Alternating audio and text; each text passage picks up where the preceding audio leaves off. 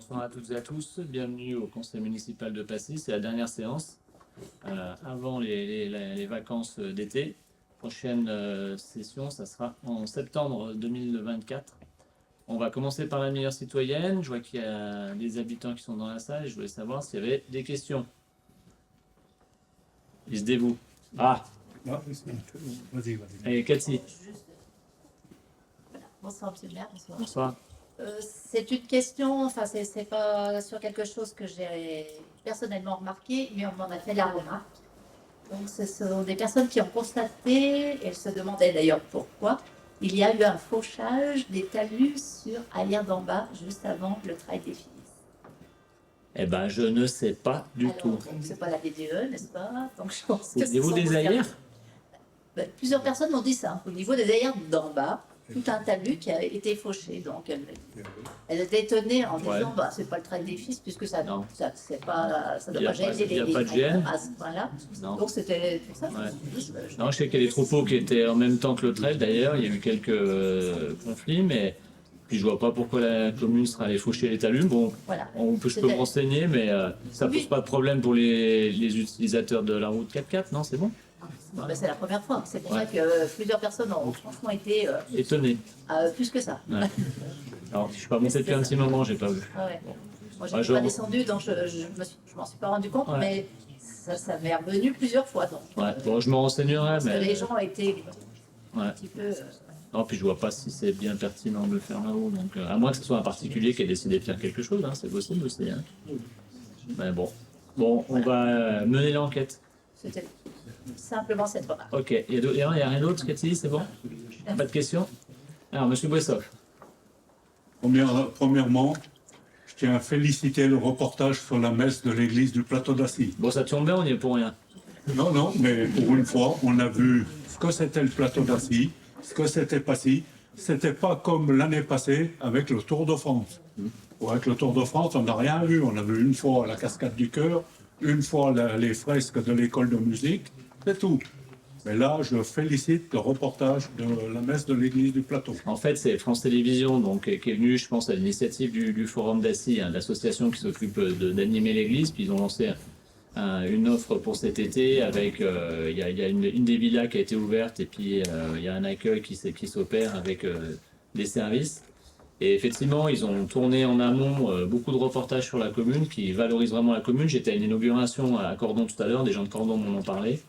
Et donc c'est plutôt bien partagé. Donc on partagera ce reportage qui est sur la chaîne YouTube normalement de l'émission. On le mettra sur le site internet de la mairie bien sûr. Mais en tout cas ça donnait un bon visage. Alors par rapport au Tour de France, l'exigence de tournage est différente. Au Tour de France on l'a un peu regretté. C'est vrai qu'on est tous restés un peu sur notre faim. Et c'est ce que je vous ai dit l'année dernière. C'était pas faute d'avoir donné le maximum d'éléments aux organisateurs.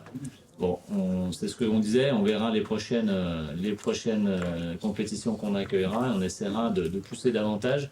Mais en tout cas, oui, c'était bien reçu, surtout même ce qui a été tourné à l'intérieur. Hein. On m'a dit oui, c'était très bien monté, on voyait les vitraux et tout, c'était bien dans le... Mais bon, c'est une émission qui dure depuis très longtemps et au niveau réalisation, ils sont quand même rompus à l'exercice.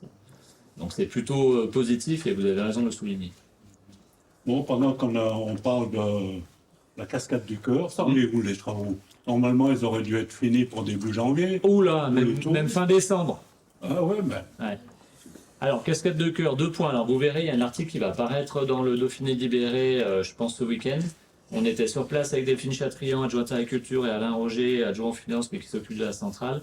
Il y aura un article sur les 2 volets, la centrale hydroélectrique de la Motte que la commune exploite depuis début janvier, et puis le classement de la cascade et les aménagements que l'on fait. Donc, on était allé vendredi dernier sur place avec le 2 journalistes. Ça avance qu'à un cas. Je ne sais pas si tu as eu des infos, Delphine, sur la livraison finale, mais...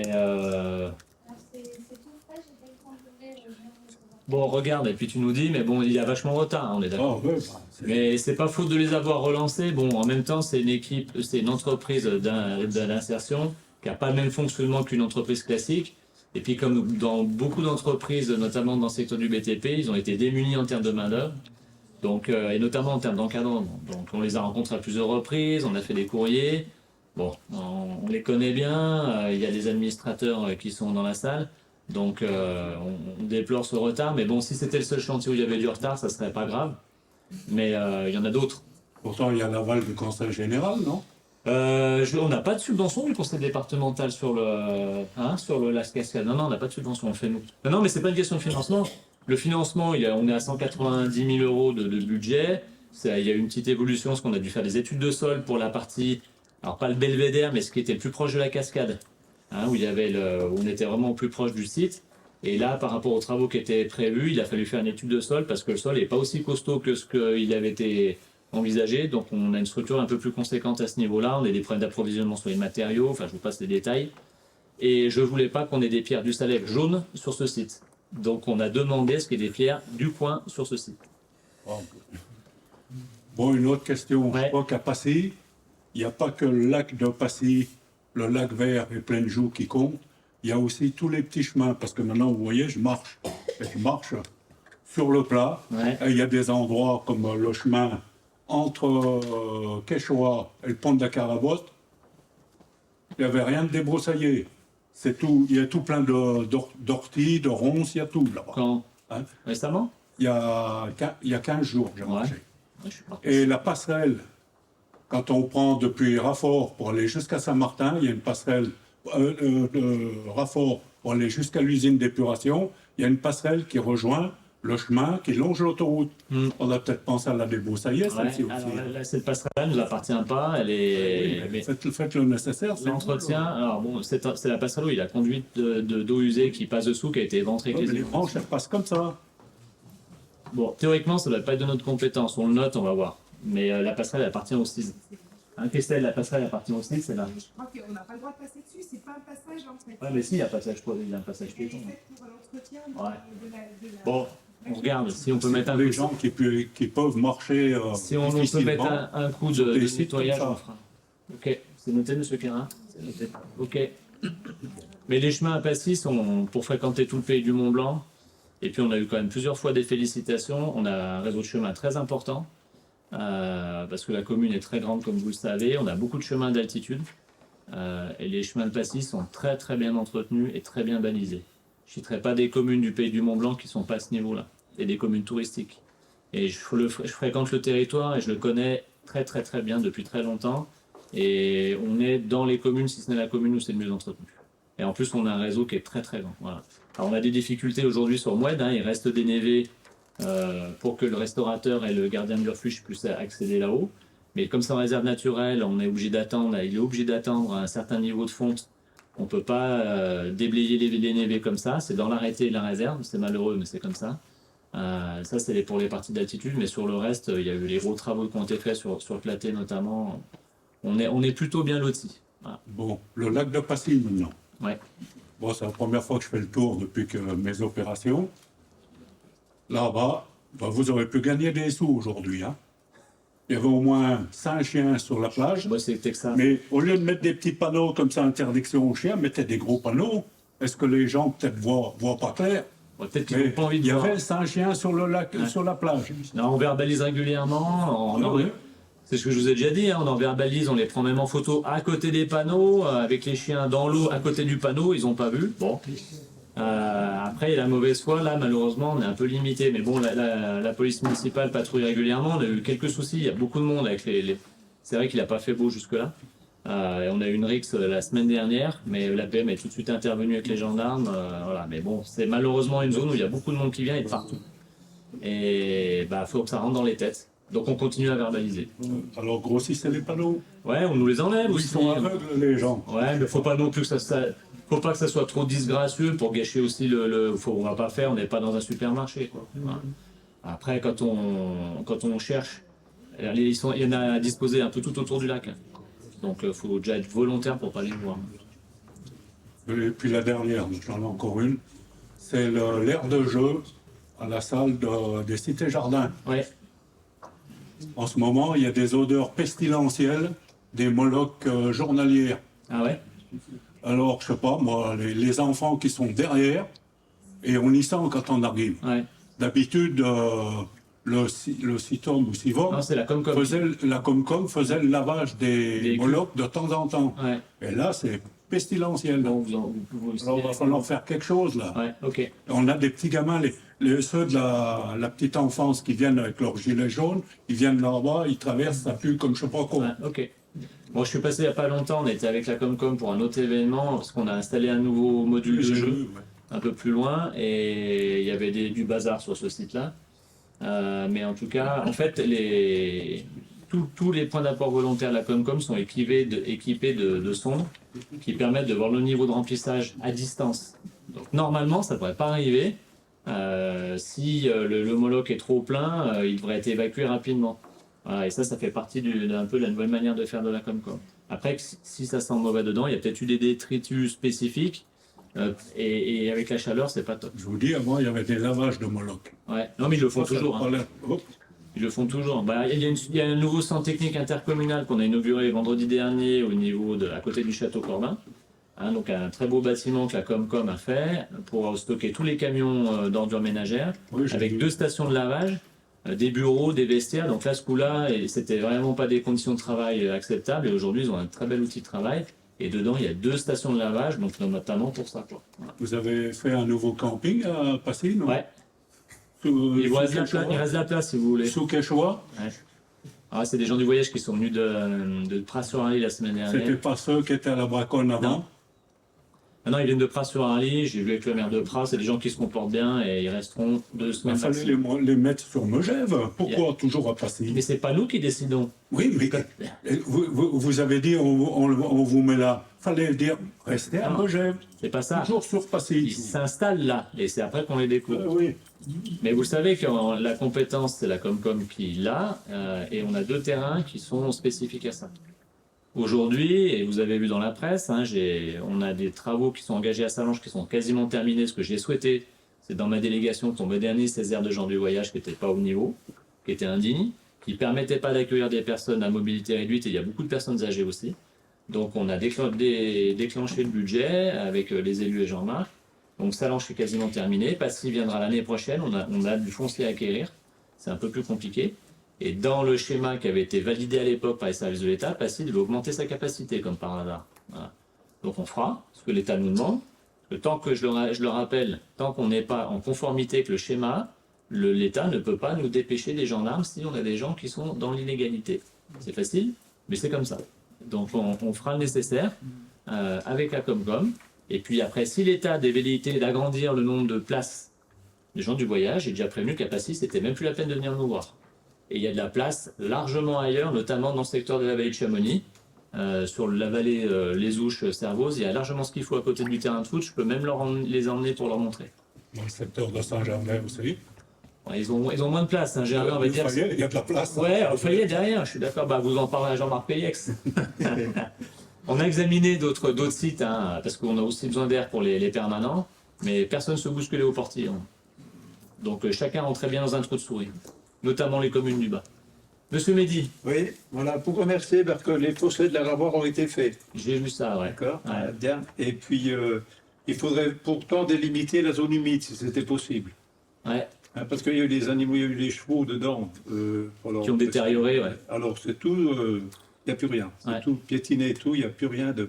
Alors, je crois que j'aurai rendez-vous avec Avec Christelle Robert, Je pense qu'il faut regarder qui viendra me voir et puis délimiter ça Ouais. parce que c'est. Voilà. Bah, ce qu'on appelle une mise en défense, en fait, on fait un petit balisage pour éviter Oui, que oui, ça soit voilà. détérioré. Et puis, bon, sur la route du Châtelet, il y a un promontoire qui domine le lac Vert. Ouais. Hein, il y a une table et tout ça, mais on ne voit pas le lac Vert. C'est malheureux parce que l'hiver, on le voit parce qu'il n'y a pas les feuilles et tout ça, il faudrait laguer. Et là, c'est une super. Voilà. Alors en fait, c'est un autre promontoire, un autre belvédère qui va être réalisé l'année prochaine. Donc on votera au budget 2025 la création d'un nouveau cheminement piéton tout autour du lac. C'est Christelle qui s'occupe du dossier avec Christian Guidi. Dans le cadre de notre contrat avec le département en tant qu'espace Haute-Savoie Nature, Oui, oui. qui nous subventionne largement. Donc là, on a fini les études. Et ce cheminement sera fait pour que déjà il soit solide, qu'il résiste à l'eau, qu'il n'abîme pas trop les berges bien entendu, et on fera la totalité du tour. Et après, il y aura une branche côté nord, côté talus si vous voulez, qui permettra d'accéder au chemin qui surplombe le lac Vert. Et à cet endroit-là, on fera un belvédère. Ouais, c'est bien. Voilà. Alors, il ne sera pas PMR, il faudra un peu monter, on ne pourra pas aller en fauteuil roulant, mais bon, voilà, ça sera accessible. Alors, les photos qui ont été sectionnées, vous savez, Pour l'exposition de Jean-Nadi Castro, ouais. ouais, vous savez s'ils avaient été être remis. Nous on n'en a pas besoin. Hein. C'est-à-dire, Vous savez, les 2 poteaux qui ont été couchés avec les pareuses, les poteaux en dessous de la maison. ah, les poteaux, j'ai compris les photos. D'accord. Et les lampadaires qui avaient Ouais, tout ça. ouais. Enfin, nous, on n'en a pas besoin, ça va bien comme ça, mais je ne sais pas si c'est prévu. Ouais, les deux candélabres qui étaient en bois. Ouais, ouais. Ouais. Et il y a l'autre au-dessus qui penche un peu, il faut faire Ah. attention. Je sais pas si on a prévu les remettre. Après, il y a un croisement de route avec les points d'apport volontaires. C'est peut-être pas illogique d'avoir un peu d'éclairage là pour les gens qui déchargent la nuit. Même si c'est pas le meilleur horaire. Mais il y en a déjà un qui avait été cassé à l'entrée de la Ravoir qu'on n'a pas remis. Hein. Oui. Les riverains étaient bien contents parce que ça éclairait. Et il y a un arbre sec qui risque de tomber sur la route, donc à l'entrée de mon chemin. Ah sur la bon bouche. Vous verrez, il a séché cette année. Ah ouais. Oui, oui. Pourtant, il y a eu de l'eau là. Hein. Ouais, eh ben, j'ai pas compris. Bon. Ok, bon, faut le noter, puis il faudra aller voir avec les services, Voilà. avec l'espace vert. C'est tout, merci. Ok, merci Bernard. Est-ce qu'il y a d'autres questions? Monsieur? Voilà, Monsieur Brochard, chemin du Créoprat. Oui.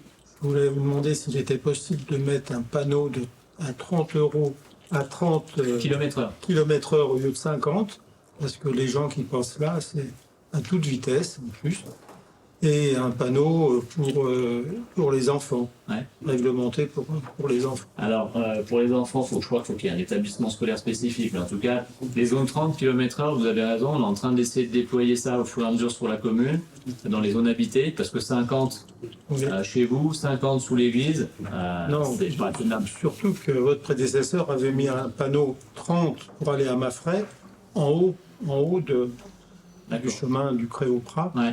Je lui avais demandé de changer le nôtre, de le mettre à 30 également, mais il n'a pas donné suite. Ok. Ah bon, les panneaux, c'est vrai que c'est des questions qui sont longues en général. Bon, on note, on est en train de justement déployer plusieurs zones 30 km/h avec à la fois des panneaux de la cinétique verticale et puis horizontale sur la chaussée. Oui. Après, voilà, malheureusement, c'est pas toujours suffisant, mais au moins, Je suis on peut d'accord- verbaliser. je suis d'accord avec vous. Ouais. Ah, puis les gens, ils prennent cet endroit. On a 2 conseillers municipaux qui sont de chaque côté de la table, qui habitent dans le coin au-dessus de chez vous, Ah oui, et ils connaissent bien. ils connaissent bien, Ah, ben, ça monte vite. Hein. Et les gens, ils prennent ça comme un raccourci, ce qui est débile, parce que en fait, on va plus vite en roulant sur la départementale à la bonne vitesse que de passer à travers. Tout à fait, mais il paraît que le GPS, l'ancien GPS, mettait cette route pour monter à pleine joue. Ah ouais.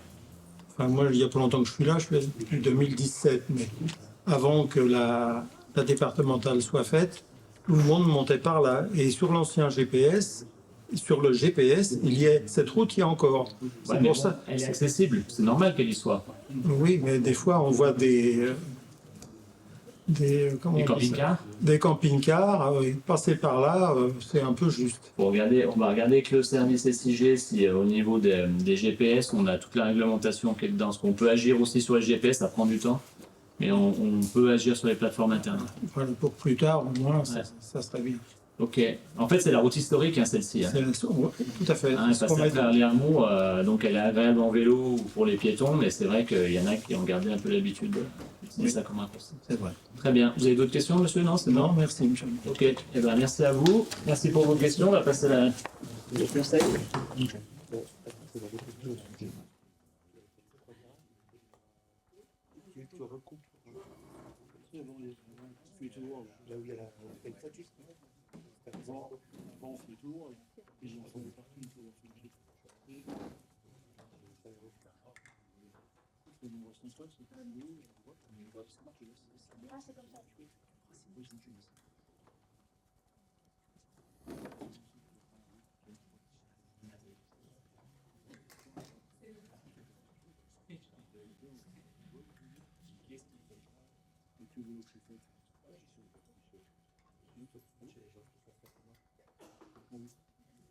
Allez, il est 19h20, je déclare la séance du conseil municipal ouverte.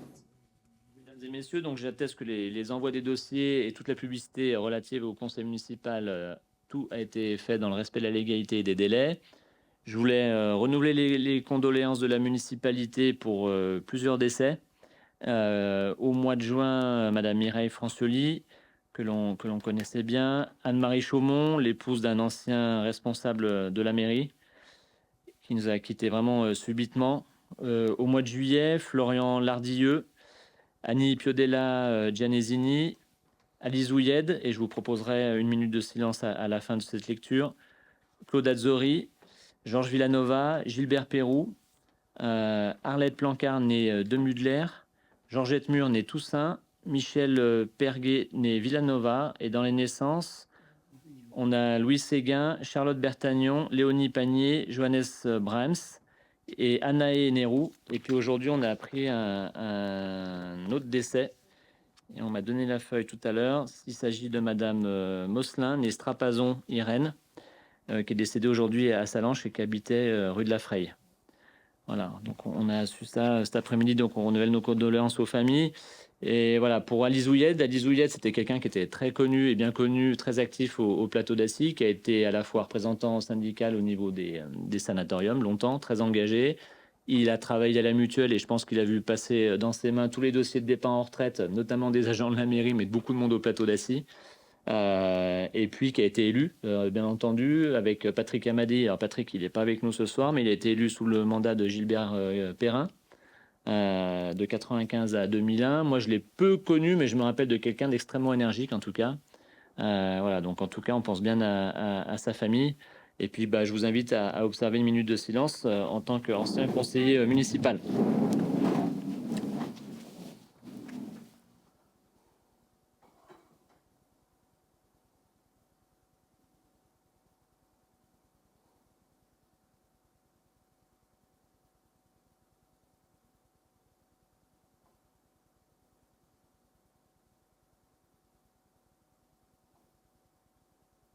Je vous remercie.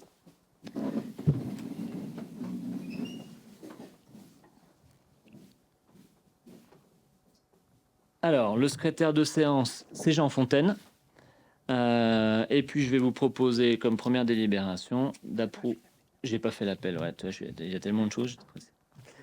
Je vais faire l'appel, effectivement. Et puis après, on attaquera la première délib sur le compte-rendu.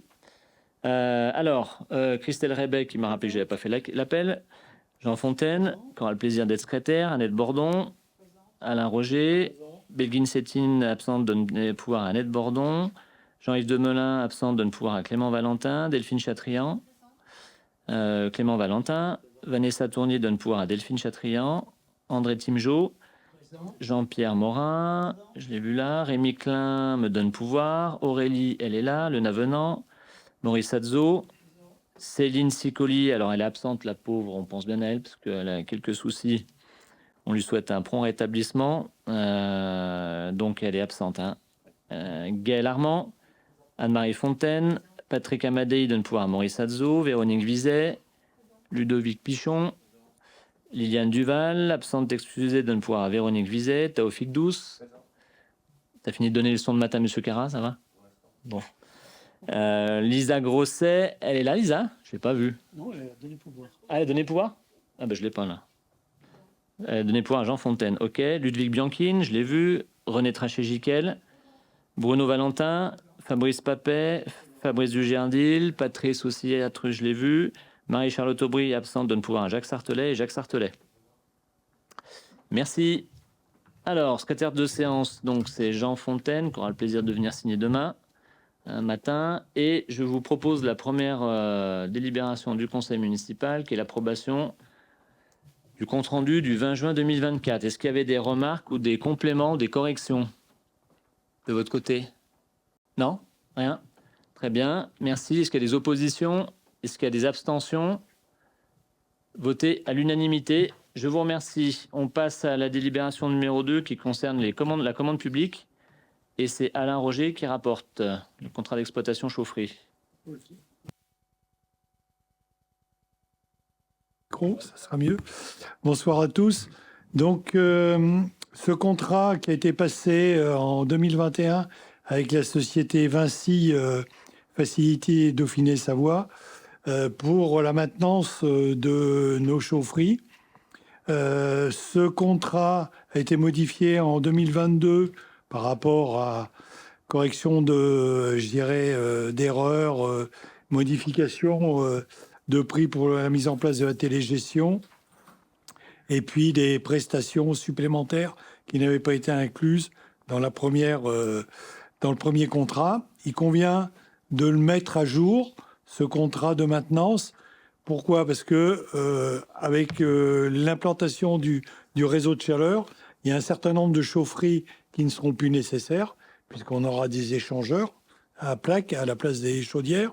Donc l'entretien et les contrôles réglementaires sur ces chaudières n'étant plus nécessaires, puisque ces chaudières sont démontées.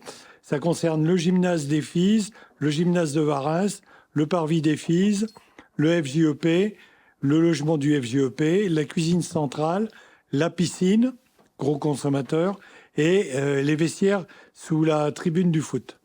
Donc ces contrôles vont venir, ces disparitions de contrôle vont venir en diminution du montant de ce contrat. Par contre, on va rajouter au contrat la salle des cités-jardins qui n'était pas inclus à l'époque du contrat initial et du premier avenant. Voilà, donc le montant total du marché, il baisse de 7,62% pour un marché de 511 426,20 €. Est-ce que vous avez des questions ?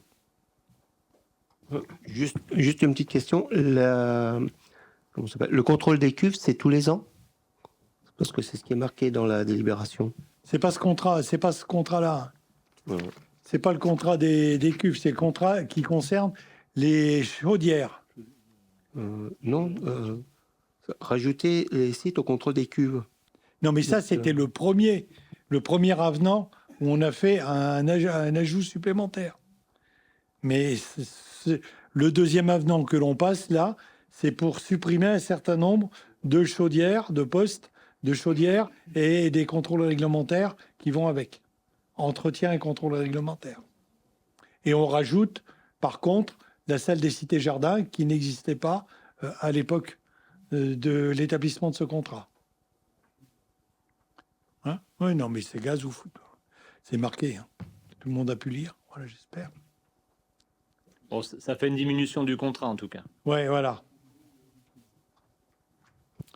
C'est bon, on peut passer au vote ? Est-ce qu'il y a des contre, des abstentions adoptées à l'unanimité ? Merci. Merci Alain. Allez, délibération suivante, c'est moi qui vais la rapporter. Elle concerne la communication et le contrat de régie publicitaire qu'on a avec Mediagraph.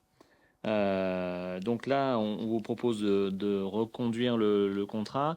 Il faut savoir que cet intermédiaire, ce prestataire, collecte les publicités de l'ensemble des entreprises qui souhaitent communiquer dans le magazine municipal et qu'on le rémunère sous la forme d'un pourcentage, donc il récupère 40% de la totalité et nous, on récupère 60%, ce qui permet, donc vous avez le chiffre dans la délibération, de financer quasiment l'impression du magazine. Hein.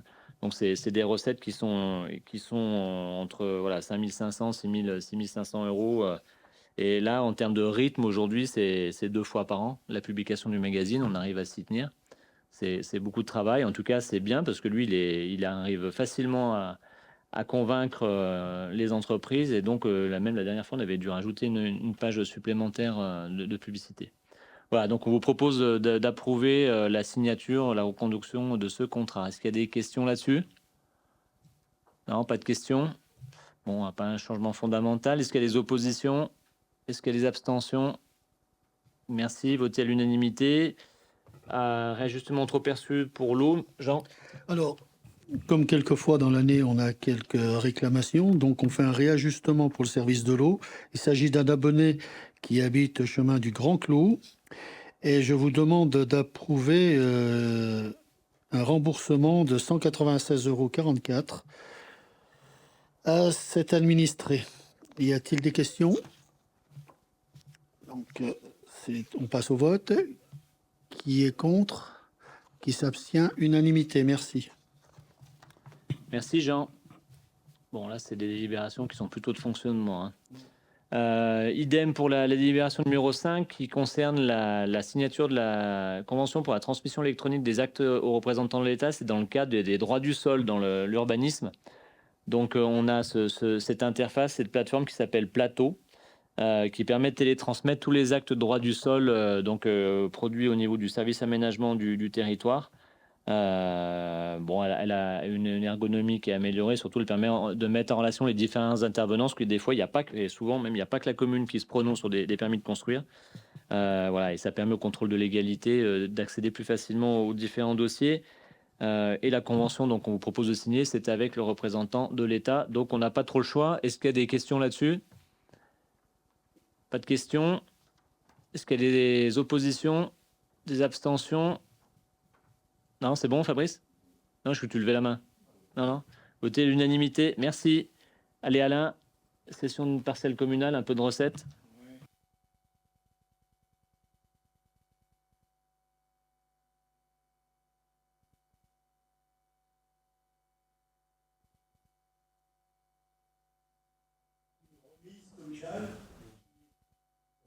L'intersection du chemin des Poussées et le chemin des Stores, cette remise, elle servait à entreposer des corbillards hippomobiles. Donc, vous voyez, il y a longtemps que c'est plus d'actualité, quoi. Il y a un riverain donc qui était intéressé pour l'acquérir. Nous avons fait estimer par France Domaine, il a estimé à... Il n'y a pas de micro. Qu'il a estimé à 35 000 euros, ce qui nous paraît assez important. La personne intéressée nous en a proposé 32 000 euros, ce qu'on vous propose d'accepter au niveau du conseil municipal. Est-ce que vous avez des questions? Pas de questions? Passe au vote. Est-ce qu'il y a des contre? Des abstentions? Merci. Adopté à l'unanimité. Merci Alain. Alors pour la petite histoire, avant qu'on nous pose la question, il y en avait 2 ou 3. 3, hein. Donc les convois, les chariots, je sais pas comment. 3 corbillards hippomobiles. Donc on les a entreposés dans un autre site qu'on garde secret. Mais bon, ils sont en plutôt bon état, donc c'est intéressant. Peut-être qu'on aura l'occasion un jour de les mettre en valeur. Donc ils sont bien en sécurité. Allez, on passe à la délibération numéro 7 sur le permis d'aménager de l'Arve avec la vente des terrains pour la création des 2 hôtels, André. Oui, bonsoir à tous. Il s'agit du projet qui a été engagé en 2021, qui a pour objectif de créer des hébergements touristiques, et en particulier des hôtels qui font gravement défaut au niveau de la commune de Passy, mais aussi des structures sportives ou touristiques. Peut-être un restaurant, c'est à voir. Et lors de la phase numéro 1, nous avons créé un permis d'aménager de 4 lots viabilisés avec un parking commun et un circuit, une alimentation en circuit d'eau chaude. On engage aujourd'hui la deuxième phase en vendant aux promoteurs des lots 1 et 2 en vendant les lots 1 et 2 au prix de 198 € au mètre carré. Ce prix a été réévalué par rapport à une première promesse de vente qui avait eu lieu il y a un peu plus d'1 an. Et cette promesse de vente avait été évaluée à 180 €, ce qui représente un supplément de 104 000 € quand même. Et la troisième phase consistera en la vente de lots 3 et 4 à des porteurs de projets qui sont déjà manifestés, en particulier d'une infrastructure sportive de paddle et éventuellement, comme j'en ai parlé tout à l'heure, de restaurants. Alors la première vente des lots 1 et 2 s'élève quand même à 1 142 000 €. Est-ce qu'il y a des questions? Quand même, 1 million.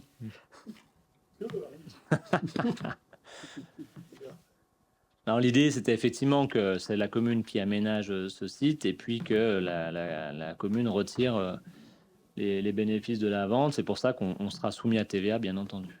Il faut rappeler quand même que dans cet aménagement, il y a toute une partie qui reste du domaine public avec un grand parking à aménager et qui servira notamment, bien sûr, pour les infrastructures qui vont être dans cette zone de l'Arbre, mais aussi par rapport aux infrastructures sportives qui sont à proximité. Exact. Et puis j'ai ouï dire cet après-midi qu'il y avait d'autres porteurs de projets qui souhaitaient nous rencontrer aussi, d'autres candidats pour les deux terrains restants. Donc voilà, j'espère qu'on pourra conclure assez rapidement. En tout cas, l'idée, comme l'a rappelé André, c'était de créer du lit chaud à Passy. On manque d'hôtellerie. On a l'orangerie, bien entendu. On a eu la fermeture au plateau d'Assy de l'hôtel du tourisme. Et il reste le Sabodia. Donc c'est important et c'est relativement même très bien placé, ce qui a quand même permis de trouver assez facilement des investisseurs. Question ou pas? Pas de questions? Sinon, on fait les questions-réponses, non? Non, c'est bon? Bon, on passe au vote. Qui est contre? Qui s'abstient? Donc accepté à l'unanimité. Ok, merci, merci André. Allez, Jean, on passe sur une convention classique. Alors, je vais vous présenter deux conventions identiques pour deux lieux différents avec l'Océan. Alors, vous affolez pas, ils ont changé. Le technicien a dû changer au Océan et il nous a fait un nouveau titre difficilement compréhensible, mais c'est comme ça. Mais ça revient en gros, c'est l'implantation validée par convention, l'implantation de 2 armoires pour la fibre optique. Alors la première convention que je vais passer au vote, c'est une armoire qui se situe au bas du lycée, sur la rue de l'avenue des étudiants, au carrefour des étudiants et l'avenue de Chamonix. Et la deuxième est en dessus, dans la descente René Dève, au niveau, juste après le pont du Giblou, au niveau du parking en dessus du lycée. Voilà. Donc, donc je vous demande d'approuver les termes de la convention et d'autoriser le maire, bien entendu, à signer ces deux conventions. Y a-t-il des questions? Donc, on passe au vote pour la première. Donc, la première, c'est celle au pied du lycée, avenue de Chamonix, qui est pour, qui est contre, qui s'abstient, par conséquent, unanimité, merci. Voilà, j'ai fait ça dans le désordre, mais on y est arrivé. Deuxième convention, pareil, pour celle qui est vers le parking ensuite, qui est contre, qui s'abstient, donc unanimité. Merci. Merci Jean, il est pressé ce soir. Ah, tu m'as dit de faire vite. De toute façon, il y a les photos, ça va, c'est parfait, merci. Alors, délibération numéro 10, elle concerne donc un intervenant extérieur par un conseil, pour du conseil, un intervenant du CAUE. Qui c'est qui a un téléphone qu'il faut éteindre? C'est l'adjoint aux finances. C'est Bercy qui t'appelle, non? Une bonne nouvelle. Ouais, on y croit. En tout cas, voilà. Donc, ce qu'on vous propose, c'est la commune a décidé de poursuivre et d'approfondir son partenariat avec le CAUE, le Conseil d'architecture, urbanisme, environnement de Haute-Savoie, qui est un organisme public, qui est financé par le département notamment, pour aider nos concitoyens et les pétitionnaires de Passy dans leur démarche en termes de permis de construire. Donc, il faut qu'on vous propose de signer ce contrat. Il y aura 2 volets. Cet intervenant pourra intervenir à raison de 20 vacations maximum par an au niveau de la commune. Il intervient déjà sur les communes de Salanches et des Contamines-Montjoie en tant qu'architecte conseil. C'est un indépendant et il pourra conseiller à la fois les pétitionnaires, donc les personnes qui auront des permis de construire avec des problématiques ou des questions particulières. Donc l'organisation passera par le service aménagement du territoire, mais il pourra aussi conseiller la collectivité dans des choix qu'on aura opérés sur des projets qu'on mènera. On en a eu déjà notamment l'école de musique et de danse, sur de futurs projets, je pense au pôle enfance santé ou sur des aménagements de voirie qu'on mettra au budget 2025. On en parlait tout à l'heure, et notamment par rapport à un cadre particulier comme le plateau d'Assy. Donc voilà, il y aura 2 volets à sa mission. Donc c'est 20 vacations maximum à raison de 263 € hors taxe. Et donc l'architecte désigné par le CEE, qui est un indépendant, je le rappelle, qui est sur Thonon, il s'appelle Monsieur Mathieu Cambusa. Voilà. Est-ce qu'il y a des questions par rapport à ça? Fabrice? C'est pas une question, c'est la même chose qu'au dernier conseil municipal. Donc, moi, j'aurais préféré qu'on travaille sur le PLU avant d'appeler le CAUE à la rescousse. Alors, t'es pas sur le même niveau d'intervention. C'est pas appeler le CAUE à la rescousse. Hein. Il y a beaucoup de communes, Saint-Gervais le faisait à l'époque, je sais pas s'ils le font toujours. C'est toujours intéressant d'avoir un œil extérieur, et puis tu es en commission urbanisme, tu vois comment ça se passe. Et sur certains dossiers, je pense que c'est bien d'avoir un œil extérieur, puis un conseil. Après, c'est les élus qui décident. Et puis surtout, vis-à-vis des pétitionnaires. La modif de PLU, on va l'engager prochainement, hein, parce qu'on a besoin d'ajuster certains volets, certaines phases, certains éléments dans le règlement, certains éléments dans le zonage également. Donc voilà, c'est quelque chose qui sera engagé, j'espère, avant la fin de l'année. Mais en tout cas, et c'est pas exclusif l'un de l'autre, hein, il peut tout à fait aussi nous conseiller là-dessus. Mais bon, il y a un bureau d'études qui est missionné là-dessus, sur la modif de PLU. Est-ce qu'il y a des questions complémentaires, autres? Non? C'est bon pour vous? Est-ce qu'il y a des oppositions? Une, Fabrice Dugerdil, il n'a pas de pouvoir. Hein. Des abstentions? Votez à la majorité, je vous remercie. Alors, la délibération numéro 11, elle est dans le prolongement de la précédente. Là, on vous propose de signer une convention pour une mission d'accompagnement pour le chalet de la Côte, toujours avec le CAUE. Donc, je le disais tout à l'heure, le CAUE qui va nous aider à monter le dossier de programmation. Je le rappelle, le chalet de la Côte, on l'a mis au budget 2024 pour 550 000 €. On a l'accord du département pour travailler sur un projet à 3. L'idée, c'est de relocaliser le chalet de la Côte qui se trouve vers Saint-Selmoz, hein, pour ceux qui ne visionnent pas, au-dessus de l'ancienne patinoire. Avec le chalet de la Côte, on souhaite relocaliser les pompiers qui sont aujourd'hui au rez-de-chaussée du cinéma pour libérer cet espace. D'une part, parce que les pompiers n'ont plus de place. Et puis, ils n'ont pas des vestiaires encore qui correspondent tout à fait aux normes, hein, notamment. Et puis, ils ont un véhicule supplémentaire qui va arriver. Et on anticipe l'extension, l'accroissement de population au plateau d'Acier avec la reconversion des sanatoriums. Le deuxième volet, c'est les services techniques mairie. On a besoin d'un point d'appui là-haut, il y en avait. Donc, on en parlait encore tout à l'heure. Dans des réduits, des trucs qui étaient quand même pas tout à fait dignes de conditions de travail pour stocker du matériel ou se changer en cas d'intempérie.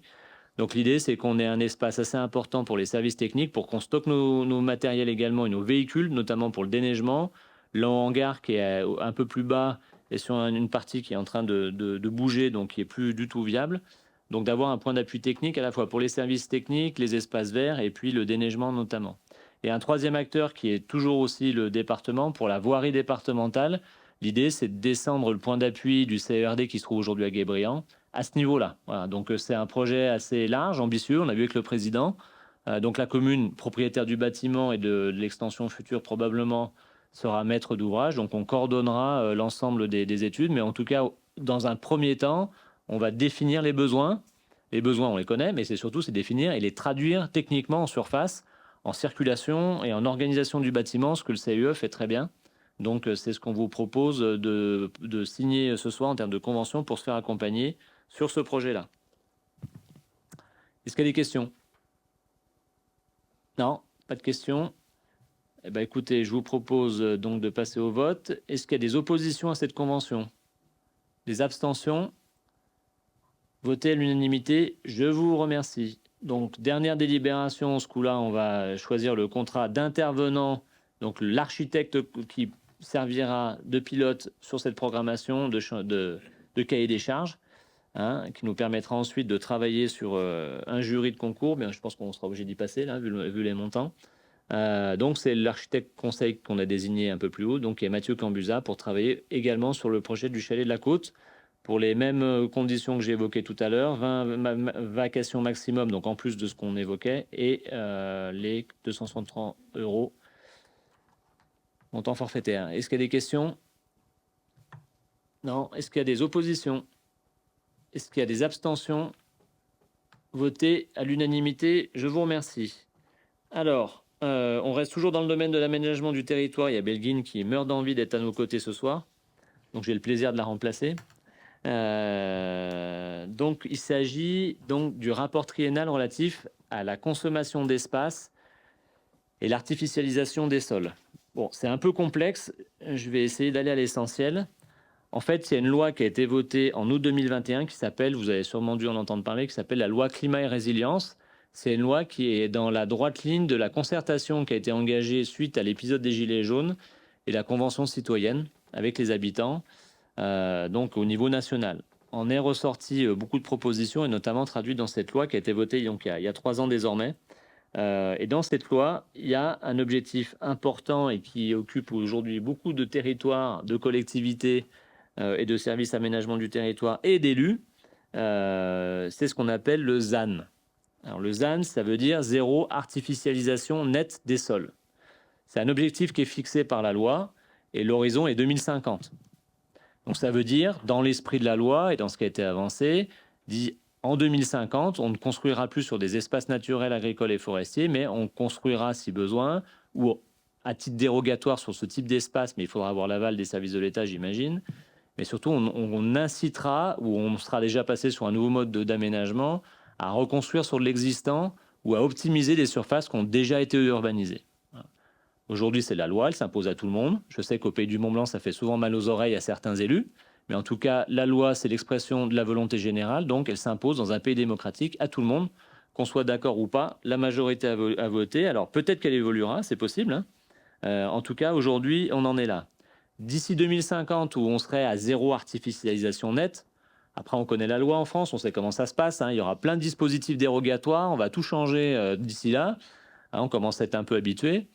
Il y aura un stade intermédiaire qui est 2030. Et 2030, l'objectif qui est fixé par les services de l'État qui traduisent la loi, c'est une diminution par 2 des consommations foncières. Donc, les services de l'État, donc la DDT, Direction départementale des territoires, a transmis il y a peu, il faut quand même le dire, un tableau à chaque collectivité qui a la compétence aménagement sur les consommations foncières. Donc, qui doit apparaître, il n'apparaît pas là, le tableau? Ah, si. Ah, bah, monsieur Carra, alors. Ah, il y a une belle présentation, il la passe même pas. Celui-là, là, les histogrammes? Ouais, mais ça, c'est la fin de la présentation. Alors, ça aurait été bien de la mettre au long des départs. Bon, on vous la passera. En tout cas, elle est consultable. Donc là, vous avez l'histogramme qui montre les consommations foncières au Pays du Mont-Blanc pour les différentes communes selon les services de l'État sur une période de référence qui est actée par la loi. Cette période de référence, c'est 2011-2021. Donc c'est très récent. Alors je n'ai pas mes yeux dans le dos. En tout cas, vous pouvez voir qu'il y a des communes qui ont... Alors c'est normal, les grandes communes ont urbanisé plus de sites, mais vous voyez qu'il y a quand même des communes d'altitude et des stations avec des chiffres assez impressionnants. Donc ce qui nous est demandé aujourd'hui par la réglementation, c'est de prendre acte de la consommation foncière de Passy entre la période 2011 et 2021, qui est de 16 hectares, 4. Alors aujourd'hui, on a encore des doutes sur le bon chiffre de référence, pour tout vous dire. Il y a ce que l'on a, nous, dans les fichiers fonciers, et puis il y a ce que nous a communiqué l'État. Bon, donc on va dire qu'on va prendre la valeur qui nous arrange le plus. En tout cas, cette valeur-là, pour la prochaine décennie, elle devrait être divisée par 2. 8,2. Quels que soient les terrains ouverts dans les différents PLU. Alors, je vous avoue qu'on n'a pas regardé en détail à Passy combien il nous restait. Sur le dernier PLU 2019, c'est 47 hectares urbanisés de mémoire. Donc là, sur le solde, il doit en rester un petit peu, en sachant qu'il y a des dispositifs un peu... pas des dispositifs, mais il y a des mesures dérogatoires. Ça veut dire que dans ce décompte global de consommation d'espaces naturels, agricoles et forestiers, si vous avez un terrain qui est enclavé entre 2 maisons dans une zone urbanisée, on va dire à Marlios par exemple, il reste quelques terrains comme ça, si le terrain fait moins de 2500 m², il ne sera pas décompté. Donc il sera considéré comme une dent creuse qu'on logiquement remplit, entre guillemets, on urbanise dans un périmètre déjà urbanisé. Par contre, s'il est au-delà de 2500 m², il comptera dans le décompte global. Il faut savoir que, par exemple, pour les chiffres de Passy, on a une grosse accélération en 2013, donc sous le précédent mandat, avec la création de Mountain Store, qui a urbanisé plusieurs hectares sur le territoire. Plus récemment, on a, et ça c'est des choses qu'il faudra qu'on affine avec les services de l'État, la création du Pump Track qu'on a livré il y a 2 ans, 2023, 2022, 22, hein, et qui prend l'entièreté du terrain et qui le considère comme imperméabilisé. Ce qui est faux, parce que le Pump Track, on gère l'eau de pluie, il est végétalisé aux 3/4, il y a juste un ruban de goudron qui imperméabilise une partie du territoire. Donc ça fait quand même partie des choses qu'on fera remonter au service de l'État. De même que quand on a un permis de construire sur un grand magasin, une grande surface, les surfaces végétalisées, arbres ou végétation gazon sont considérées comme des surfaces perméables. Voilà, donc il y aura quand même des ajustements à faire. C'est comme toute nouvelle réglementation, tout ne peut pas être envisagé, bien entendu, et on espère que les services de l'État feront preuve de compréhension et de souplesse. En tout cas, voilà, aujourd'hui, l'échéance qui est août 2024, encore une fois, je vous dis, on a eu les chiffres il y a très peu de temps, c'est de prendre acte donc de la consommation d'espaces naturels, agricoles et forestiers à Passy entre 2011 et 2021, donc pour une surface de 16,4 hectares, et d'avoir en tête que les objectifs imposés par la loi, ça sera une diminution par 2 d'ici 2030 de ces niveaux-là. À mon avis, il y aura déjà des dérogations et des modifications qui interviendront, mais en tout cas, aujourd'hui, c'est ce qui est acté par les textes. Voilà, j'espère que j'ai été clair. Est-ce qu'il y a des questions par rapport à ça ? Alors, quand on parle d'imperméabilisation de sol perméable, hein, c'est ce que vous avez pu voir notamment, on parlait de la zone de l'Arve tout à l'heure, du permis d'aménager. Comme on a fait route des Soudans, on a des places de parking qu'on a réalisées en gravier, avec du gravier, qui permettent d'infiltrer. Alors, toutes les zones ne le permettent pas, mais qui permettent d'infiltrer l'eau. Voilà. Donc, ces zones-là ne sont pas considérées comme perméables, parce qu'aujourd'hui, comme c'était très bien montré dans la diapositive numéro 1, Monsieur Carra, vous pouvez montrer. L'intérêt, c'est de désimperméabiliser au maximum les sols. Et il y a des avantages à ça. Donc, deuxième diapo, vous avez les principaux avantages par rapport aux gaz à effet de serre, par rapport aux zones humides, par rapport à une meilleure gestion aussi des eaux de surface, qui permet aussi de temporiser sur certains épisodes de crue, hein, comme on a pu connaître et qu'on connaîtra. Donc voilà, c'est pas une lubie, il y a un réel intérêt à rendre les terrains davantage perméables. On était à une époque où c'était le tout goudron sans trop se poser de questions, voire béton, quoique des fois le béton peut être perméable. Et ben là, ça nous incite à réfléchir différemment. Puis on a eu par exemple la demande au niveau du conseil municipal des enfants, Annette, les enfants qui souhaitaient végétaliser davantage les cours pour lutter contre les îlots de chaleur. Hein, avoir des arbres, c'était pas bête à l'époque, on mettait des arbres dans les cours. Alors c'est sûr qu'il y en a qui ont trouvé que ça faisait des feuilles, que ça pouvait être dangereux. Bon, après ça dépend quel avantage on tire. Mais là maintenant on remet tous des arbres dans les cours ou de la végétation parce que bah oui, on gagne 4 à 5 degrés par rapport à du goudron, hein, c'est pas compliqué. Et puis surtout on permet l'infiltration de l'eau dans le sol quand c'est possible. Et c'est ce qu'on fera à l'abbaye prochainement, à l'automne je l'espère. Ouais. Alors, est-ce qu'il y a des questions par rapport à ça ou des remarques? Donc c'est un rapport qu'on doit faire tous les 3 ans. Hein. Sur la consommation d'espace. Donc le prochain, obligatoire, si on veut le faire toutes les années, on peut. Le prochain, il aura lieu donc dans 3 ans, 2027.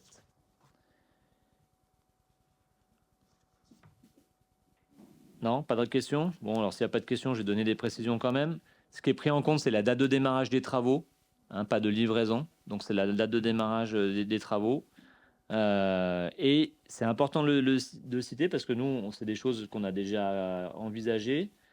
Il y a des zones de compensation qui peuvent être aussi réalisées. Ça veut dire qu'il y a des sites qui ont été rendus stériles ou trop imperméables et qu'on pourra redonner en termes peut-être renaturés. Donc si on renature par exemple des parcelles, on a des zones où il y avait des carrières, je pense notamment sur l'autre commune, sur la route de Servoz. Sur ces sites-là, ça sera décompté des surfaces. Voilà. Le but, c'est d'inciter davantage à rendre ces terrains à un usage, à la vocation naturelle et puis à les rendre efficaces d'un point de vue environnemental. Voilà. Donc il y a 2 types de données. Hein. Les données qu'on vous a présentées là, c'est celles de la DDT. Donc c'est les données OCS. Donc on attend une consolidation des services de l'État. Je vous dis, ça datait pas plus tard que la semaine dernière. Donc il y a peut-être des chances que ça évolue encore. Fabrice, je sais bien qu'il y aurait une question. Non, vous avez dit que c'était au démarrage des travaux. Par exemple, pour les mouilles, les zones de l'arbre. Les zones de l'arbre. par rapport aux hôtels. Du coup, ils ne sont pas comptés dedans ou c'est considéré comme commencé puisqu'il y a déjà eu les travaux sur les parkings? Ouais. Alors, je pense que c'est le permis d'aménager global qui va être pris dans la globalité. Hein. Ouais, ouais. Il n'y a pas une carte qu'elle a mis, Camille, elle n'a pas mis une carte des consos là? Il y avait une carte sur la présentation PowerPoint.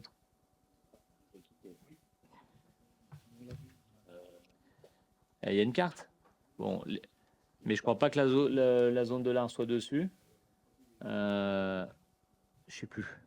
Par contre, on voit bien sur cette carte, on voit bien Mountain Store. Et puis on voit bien qu'en termes de maisons individuelles, il y a beaucoup d'urbanisation qui s'est opérée sur cette décennie-là, hein, 2011-2021, sur la partie haute de la commune entre le plateau d'Assy, Perret et Maffray. Juste une remarque comme ça. C'est bien d'ouvrir des terrains à l'urbanisation. Après, c'est encore mieux de réfléchir aux conséquences. Donc aujourd'hui, sur ce secteur-là, les gens souffrent, et à juste titre, d'un très fort trafic, de beaucoup de nuisances. Mais sauf qu'à l'époque, quand les gens ont validé le PLU, ils ne se sont pas trop posés de questions sur ces conséquences-là. Il faut les gérer a posteriori. Donc en plus, c'est une zone qui est assez contrainte. La route est quand même pas vraiment au gabarit. Donc plutôt d'urbaniser à outrance ces secteurs-là, il aurait peut-être mieux valu réfléchir sur des secteurs un peu plus propices qui permettaient d'accueillir du trafic et les gens qui puissent au moins sortir et rentrer chez eux. Il y a ou pas la zone de l'arbre? Ok. Voilà.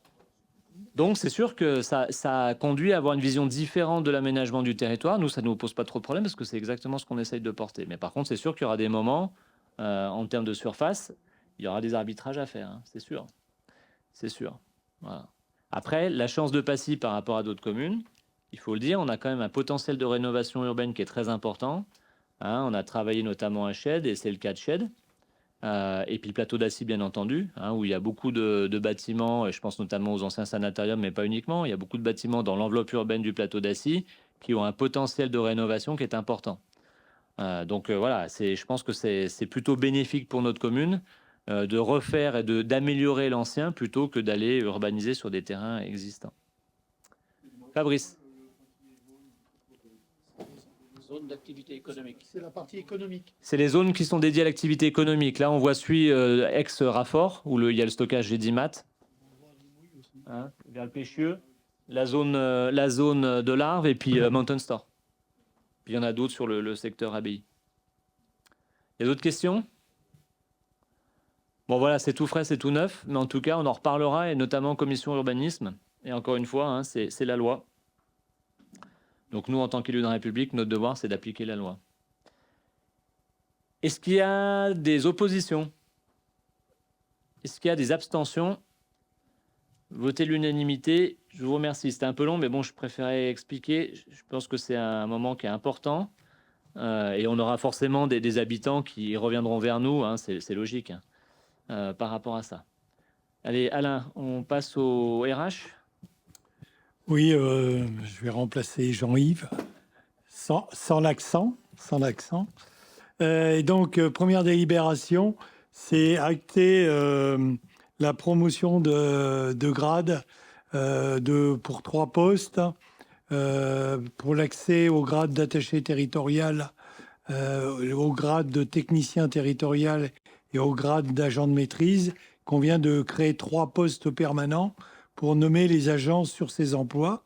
Donc un poste de directeur des sports, ouvert à temps complet, sur le grade d'attaché. Un poste de responsable d'exploitation, eau et assainissement, ouvert à temps complet au grade de technicien. Et un poste de responsable de sentier de montagne, ouvert à temps complet au grade d'agent de maîtrise. Donc ça, c'est les promotions qui sont arrêtées par le centre de gestion sur dossier d'aptitude. Est-ce qu'il y a des questions? Pas de questions, on passe au vote. Est-ce qu'il y a des contre, des abstentions? Adoptées à l'unanimité. Merci. On en profite pour féliciter les agents qui ont obtenu cette promotion interne, parce que c'est des dossiers qui sont complexes à réaliser, et ça ne se fait pas au doigt mouillé. Alors, suite à la mise à jour, enfin, à l'obtention d'un certain nombre de promotions de grade, que ce soit par le centre de gestion ou interne à la commune, il y a des mises à jour à faire au niveau des tableaux de poste. Donc vous avez 11 postes, 11 agents, si on veut dire, qui sont concernés, qui occupaient 11 postes. Donc ces postes sont à supprimer et il faut créer 11 postes nouveaux qui correspondent au nouveau grade de ces agents. Donc c'est l'objet de la délibération suivante. Donc vous retrouvez les 3 postes que l'on a évoqués précédemment, plus les autres qui ont été actés, je dirais, au niveau communal. Est-ce que vous avez des questions? Pas de questions. On passe au vote. Est-ce qu'il y a des contre, des abstentions? Adopté à l'unanimité. Merci. Toujours dans la mise à jour des tableaux des emplois, il y a 3 postes à supprimer qui n'ont plus d'utilité, puisque ce sont des postes qui ne sont pas pourvus, qui figurent toujours dans l'organigramme, si on veut dire, et qui n'ont plus d'utilité. Donc, c'est le poste de responsable de structure de petite enfance qui était ouvert au grade d'éducatrice jeunes enfants, infirmiers, puéricultrices, pardon. Donc, c'est des postes qui étaient en doublon, qui avaient été créés en juillet 2005. Un poste d'infirmier qui a été créé en septembre 2020, dont on n'a plus besoin puisque les quotas d'encadrement actuels ne le nécessitent plus. Et puis un poste de chauffeur-livreur qui est un poste en doublon puisqu'on a créé, pour pouvoir anticiper un départ en retraite, on avait créé un poste. Et donc l'ancien poste détenu par la personne qui est partie en retraite n'est plus nécessaire. Donc je vous propose d'acter la suppression de ces 3 postes. Est-ce que vous avez des questions? Non? Et alors, est-ce qu'il y a des contre, des abstentions? Adopté à l'unanimité. Merci. Juste un petit complément, Alain, par rapport au poste JE, éducatrice, éducateur, jeune enfant. Vous savez, c'est le poste qui nous fait défaut aujourd'hui sur le multi-accueil de Shed. Et il se trouve qu'on a une candidature, une personne qui était intéressée par ce poste, sauf qu'elle ne souhaitait pas être responsable de site. Donc, plutôt que de perdre une personne qualifiée, on a choisi de l'embaucher. Et on va bien entendu pas la forcer à être responsable de site. Donc, elle va apporter sa valeur ajoutée et ses compétences pour renforcer et davantage accompagner les structures micro-crèches. C'est quelqu'un qui vient d'arriver dans la région, donc on est très heureux de pouvoir la compter parmi nous. Mais voilà, on avait promis qu'on ferait le maximum pour trouver ce type de profil. Après, les gens ont quand même la liberté de choisir ce dans quoi ils veulent s'investir. Donc on a préféré la recruter. En tout cas, elle permettra d'accompagner davantage les équipes en micro-crèche. Et puis on reste vigilant, bien entendu, et ouvert si d'autres postes EJE se présentent et si la personne a le souhait de vouloir diriger un multi-accueil. Donc il nous reste celui du plateau d'Assy à l'heure actuelle.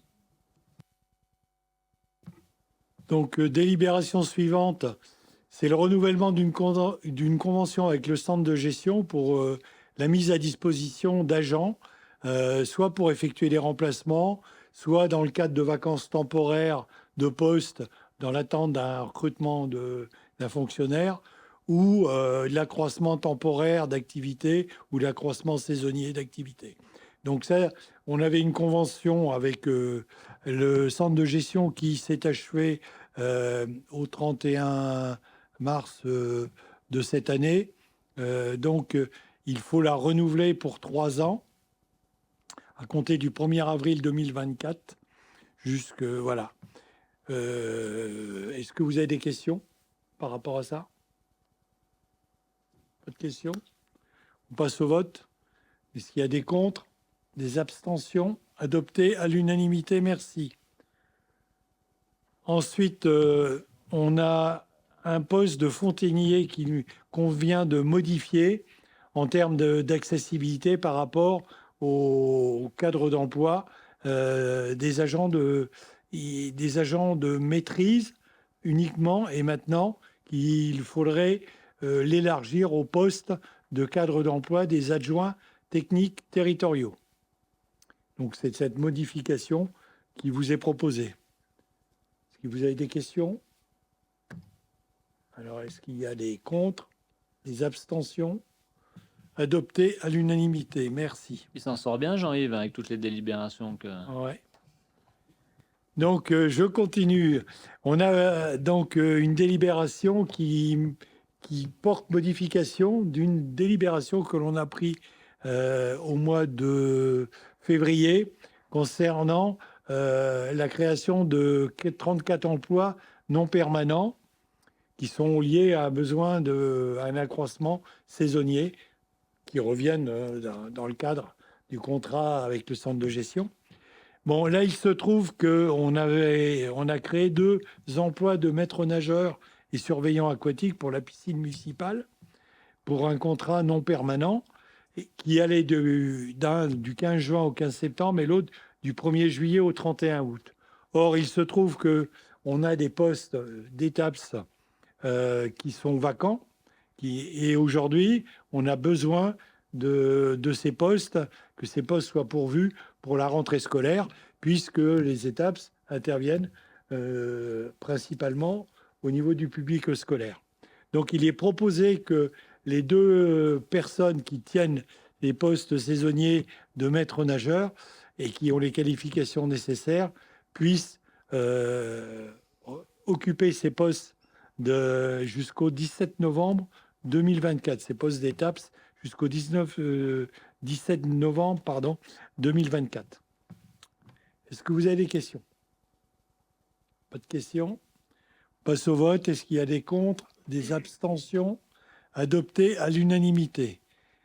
Ensuite, une délibération portant modification d'un emploi non permanent au sein du service affaires culturelles dans le cadre de l'accroissement temporaire d'activité. Donc, il a été rappelé, donc on a créé un poste en date du 28 mars 2024, un emploi non permanent à temps complet de régisseur de spectacle, dans le cadre de ses besoins liés à un accroissement temporaire d'activité et ce fait aussi par rapport à la disponibilité d'un titulaire de poste. Donc, compte tenu des difficultés de recrutement, on a un poste qui est vacant, mais on n'arrive pas à recruter sur ce poste de régisseur. Il est proposé de prolonger donc la période jusqu'au 31, la période d'emploi de ce poste temporaire jusqu'au 31 décembre 2024, dans les mêmes conditions de rémunération et sur un grade d'adjoint technique, avec un indice de 366 et 370. Voilà, selon l'expérience du candidat. Des questions? Oui. Oui, vous gardez la personne en place ou vous cherchez quelqu'un d'autre? On va chercher, vas-y. Non, il y a le régisseur général, Romain, il n'y a pas de souci, mais c'était la 2e personne, la jeune femme qui était là, avec qui ça s'est super bien passé, hein, mais c'est quelqu'un qui aime cumuler les expériences. Donc là, elle était partie sur un festival en Suisse et voilà. Je pense qu'elle était contente de son passage, nous aussi. Hein, c'est dommage qu'elle ne soit pas restée, on aurait bien aimé. Ouais, super efficace l'équipe là. Non, malheureusement, c'est vrai qu'elle nous avait prévenu quand elle a embauché, elle nous avait prévenu qu'elle avait déjà d'autres projets et là je sais plus jusqu'à l'automne, c'est tout fixé. Voilà, malheureusement. Mais donc la porte lui est ouverte, je lui ai bien fait savoir.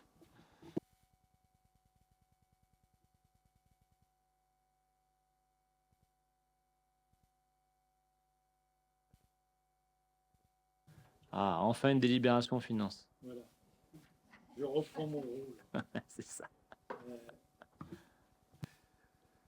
Mobilisation donc d'un emprunt. Vous savez que donc on a inscrit au budget primitif 2024 la création d'une école de musique et de danse. On avait inscrit 6,5 millions d'emprunts au budget primitif qu'on a modifié au budget supplémentaire. Et maintenant, il faut contracter cet emprunt. Il se trouve que dans les délégations qu'on a données à Monsieur le maire en début de mandat, sa capacité de signer des emprunts est limitée à 2 millions d'euros. Et que donc là, on doit emprunter 3,5 millions d'euros, comme prévu au budget supplémentaire.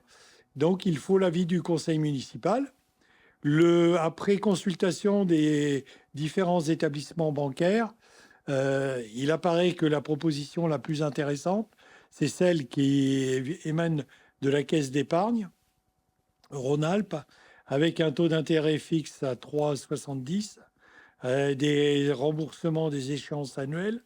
On a pris sur 25 ans, ce qui correspond à la durée d'amortissement d'un équipement de ce type. Voilà, les échéances sont constantes et on a toujours la possibilité d'un remboursement anticipé, dont avec une indemnité qui sera toujours fonction du capital à rembourser. Voilà, est-ce que vous avez des questions? Oui. L'amortissement progressif, l'amortissement progressif, ça veut dire que on calcule l'amortissement sur la valeur du capital, enfin, restant à rembourser. Chaque année, l'amortissement, c'est dégressif, quoi, en fin de compte. Puisque ça nous revient, entre guillemets, en charge dans les dépenses de fonctionnement, mais en recette dans les budgets d'investissement. Voilà. Et puis ce qu'a dit Alain tout à l'heure, hein, sur le budget principal, on était à peu près à 6,5 millions d'emprunts, mais ça c'était une écriture qu'on avait posée. Et au budget, pour équilibrer le budget, bien entendu, hein, parce que je rappelle qu'il n'y a que les collectivités qui équilibrent le budget, c'est pas le cas de l'État. Je dis ça parce qu'on va sûrement de nouveau être ponctionné, quelle que soit la majorité qui sort. Enfin, j'espère pas, mais bon, c'est mal parti pour le moment. Mais donc l'État va encore rogner sur les dotations vis-à-vis des collectivités.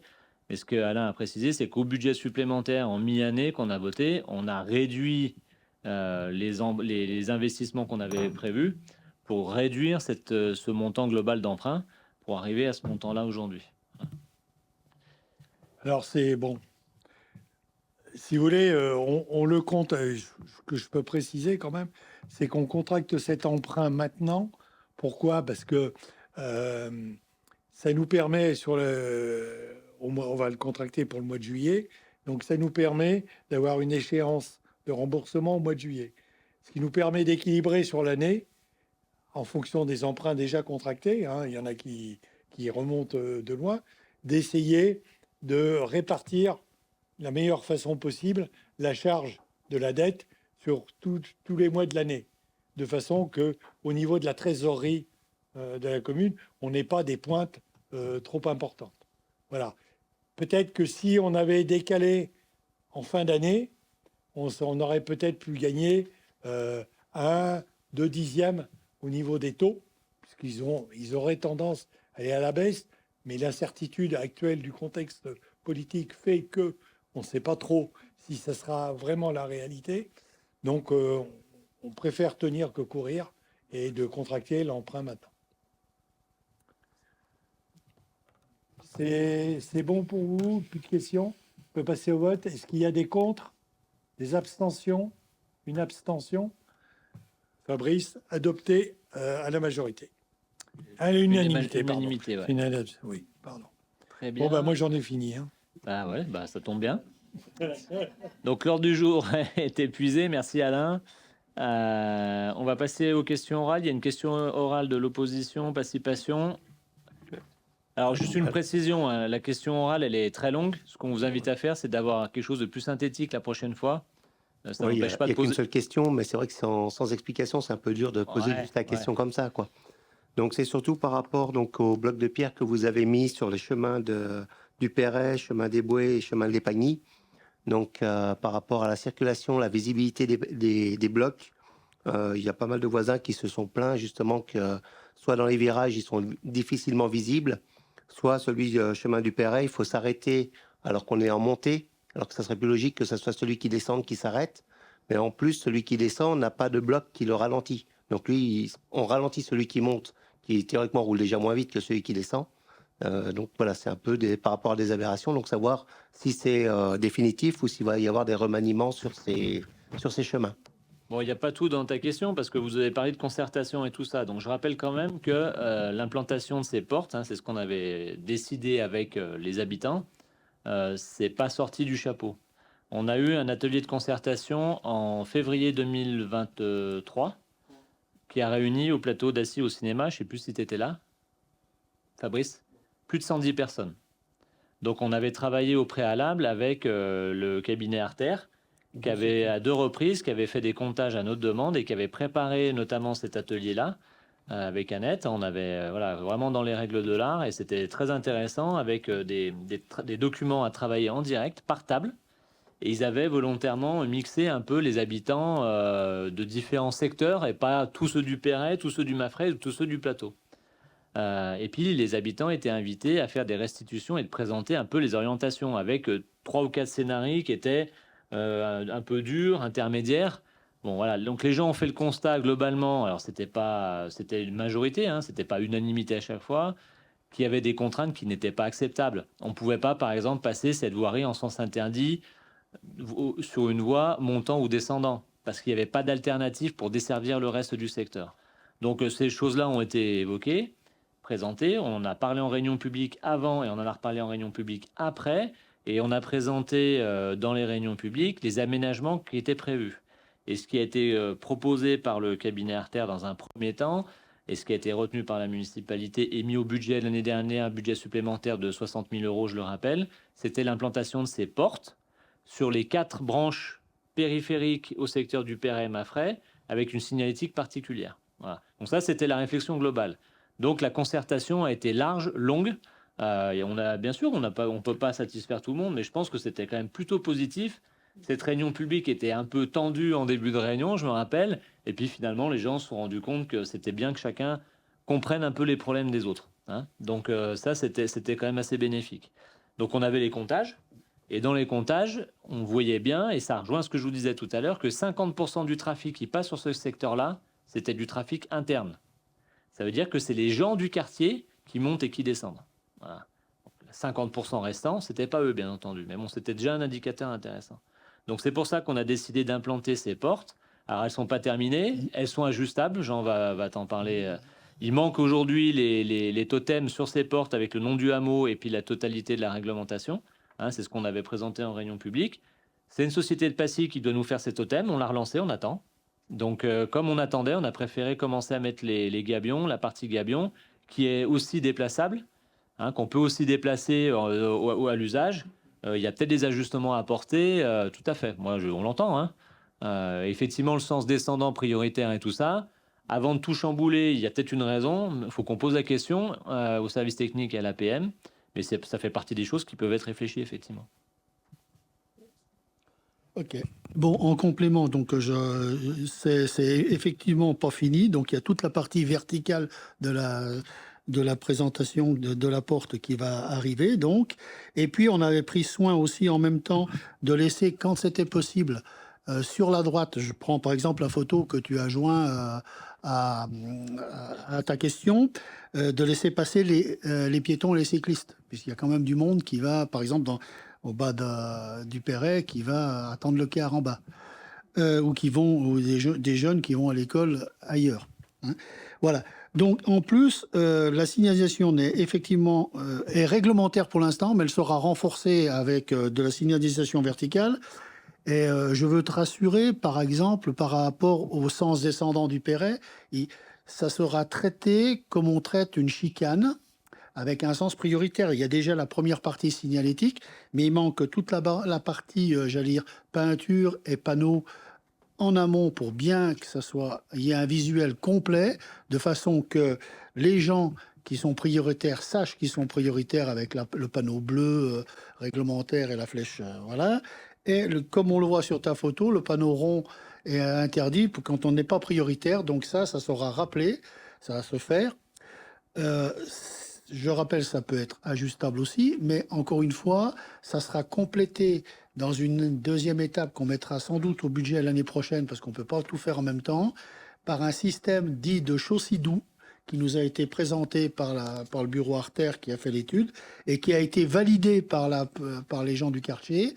C'est un marquage au sol en résine de couleur qui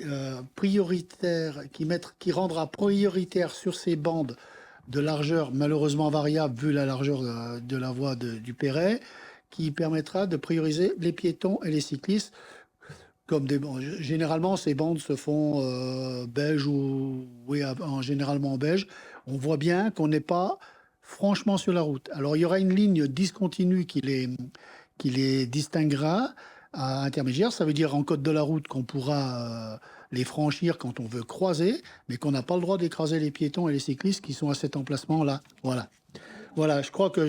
Après, je vois dans ta question ce que tu n'as pas rappelé. Tu as parlé de l'absence d'arrêté. Alors, nous avons pris un arrêté qui est général à toutes ces zones-là, qui est un arrêté de zone 30 à l'heure. Et dans les zones 30 est intégré tous les moyens nécessaires à faire respecter le zone 30. Donc ça fait partie de ces éléments-là. Tu avais posé d'autres questions. Tu parlais de vitesse aussi. Je pense que tu as fait un lapsus dans ta question en nous disant que nous pensons que la diminution de la vitesse est un fléau. Je pense que tu voulais dire le contraire. Hein, voilà. Et puis, je pense que on a un peu répondu à tout le monde, là, à toute la question. Là, non, il y a la quatrième qui n'est pas posée aussi, je crois. Hein, il y a la quatrième sur le secteur d'Assy, entre Maffray et Assy d'en haut, Assy d'en bas. Donc là, celle-là, elle n'est pas positionnée. Alors, ce que disait Jean, hein, on a un agriculteur qui nous a fait part d'une problématique pour intégrer un champ vers le chemin des Bouées. On peut déplacer ces outils-là. Hein, voilà. Donc il y aura probablement des ajustements. Moi, je note hein, l'histoire de le démarrage en côte. Tu as raison. Sur le Perret, là-bas, l'hiver, même s'il n'y a plus trop de neige, c'est vite glissant. Et pour redémarrer en côte, c'est pas forcément gagné. Donc il faut quand même... Initialement, quand je l'avais positionné celle-là avec les services techniques, avec le directeur des services techniques, on l'avait positionné au niveau des Molocs qui sont un peu plus hauts parce que c'était un peu plus plat. Maintenant, ça a été posé pendant que j'étais absent de la commune, donc je leur poserai la question pourquoi ils l'ont déplacé. Il y avait sûrement une bonne raison. Voilà, donc c'est modifiable. Et puis la signalétique aujourd'hui, elle est suffisante, mais on va la renforcer. Voilà. Alors l'idée, c'est pas d'embêter les habitants là-haut. Hein, je pense que tout le monde l'a compris, mais c'est surtout de dissuader les camping-cars, les poids lourds qui n'ont pas de dérogation, voire les bus. Qui passent régulièrement. C'est pour ça aussi que je proposais une limitation à 1,90 m en largeur. Ouais, mais le problème, c'est que on signe des arrêtés, on prend bien soin de préciser dans ces arrêtés, tu sais, pour les travaux. Tu as des camions Toupie et compagnie, bah, eux, ils sont plus gros, quoi. Donc, ouais, mais ils ont déjà des dérogations pour les 3,5 tonnes, donc... Oui, mais si tu laisses 1,80. Et les demandes, nous, la demande à chaque fois, on en signe des dizaines par semaine hein, de dérogations ouais. Sur toute la commune. commune. T'étais pas dans le sud en vacances, toi? Des dizaines?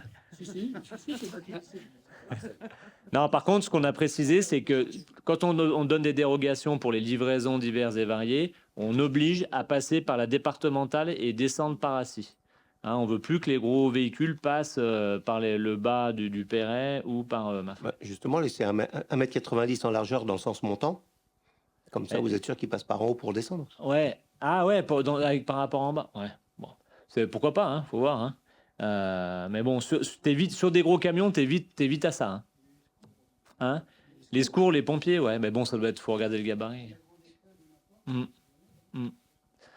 Donc voilà l'explication. C'est bon, Fabrice? C'est bon pour vous? Pareil, il demandait des dérogations. Ah ouais, non. Non, t'as des petits aussi. Il y a des tout petits camions. Pour monter chez moi, ils passent des petits camions. Mais la largeur, c'est la même. Ouais. Allez, donc je vais lire les décisions du maire parce qu'il y en a 2 pages. Donc comme on est pas mal sur l'horaire, on va essayer d'aller vite. Je vais faire comme Jean. Donc décision 52-24, location d'un garage à l'école de Chiette-Centre pour un loyer de 47,43 par mois. Décision 58-24, construction d'une école de musique et de danse. Donc c'est le lot 6 qui est attribué à l'entreprise Georges Plantaz et Fils à Saint-Pierre pour un montant global de 84 700 € hors taxe. Décision 60-24, construction d'une école de musique et de danse. Donc là, on a toute une série. Je ne vais pas redire construction, école de musique et de danse. Donc là, c'est le lot 9, menuiserie extérieure, bois aluminium, donc attribué à SAS Vergory et Fils à Allinges pour 266 000 €, 0,48 hors taxe. Décision 61-24 pour le lot 10, marché complet avec la société Travaux Alpins STA SAS avec Blanche pour un montant de 78 000 €, 258,91 hors taxe. Toujours pour l'école de musique, là, c'est le lot 12, plafond, cloison, doublage, s'il vous plaît, s'il vous plaît. Pour le marché conclu avec la société SAS Albert et Ratin à Saint-Bindolphe pour un montant de 204 444, non c'est 20 044, 82. Là, il est mal positionné. Décision 63-24, construction toujours de l'école de musique et de danse. Donc, c'est le lot 13. On est très content. On a tous les lots ce coup-là, parce que c'est vrai qu'on a dû relancer à 2 reprises. 2 ou 3 Voilà. 3, un certain. Ouais. Donc, le lot 13, CHAP, marché conclu avec la société CDI, CHAP d'allage industriel SARL à Saint-Nazaire-les-Ems, pour un montant, comme le nom l'indique, c'est en Isère. Pour un montant de 105 650,51 €. Le lot 14, carrelage et faïence avec la société CRC Conception Réalisation Carrelage à Grésy-sur-Aix, pour un montant de 37 329,90 €. On a fixé décision 65-24 les tarifs communaux pour l'école de musique 2024-2025. Mais ça, c'est l'ancienne école de musique. Décision 66-24, construction d'une école de musique, le lot 16 pour les peintures intérieures, marché conclu avec la société AMP SAS à la Ravoire pour un montant de 13 602,72 €. La décision 67-24 pour le lot 17 nettoyage avec la société URL Alpes Nettoyage à Longchenal, nettoyage de chantier, 14 475 €. Lot 19, construction d'une école de musique pour le chauffage sanitaire avec la société Aquater Savoie Séno pour un montant de 227 901 €, 11 centimes hors taxe. Le lot 20 ventilation avec la société SAS Meyer, ventilation Argonnet pour un montant de 106 000 € hors taxe. Important ce lot-là parce qu'au niveau acoustique, il y a des gros calculs, gros travaux qui sont prévus. En tout cas, c'est un lot qui est important. Lot 21 électricité avec la société Eteba à Salange pour un montant de 235 000 € hors taxe. Le lot 71-24 pour le lot 22, production de panneaux de production d'électricité photovoltaïque avec la société Alpes Solaire Énergie à Salange pour 17 936,5 € hors taxe. Le lot 18, ascenseur avec la société TK Elevator et France SAS à Drumeta pour un montant de 24 500 € hors taxe. Toujours l'école de musique, donc c'est la décision 73-24. Là, c'est la déclaration de l'infructuosité pour lot 8B, c'est revêtement de façade tuile émaillé. On a modifié la stratégie pour être sûr de trouver. La décision 74-24, ça n'a aucun rapport avec l'école de musique, mais le tarif du parking du lac de Passy pour l'année 2024. La décision 75-24, on en est pour le service entretien et curage des réseaux d'assainissement, donc le lot 1, signé avec Montblanc Matériaux SAS à Salange pour un montant annuel de 20 000 € hors taxe minimum, 70 000 € hors taxe maximum par an. Convention de mise à disposition d'un logement communal pour la saison estivale 2024, 325 route de Saint-Gervais dans le bâtiment rénové récemment.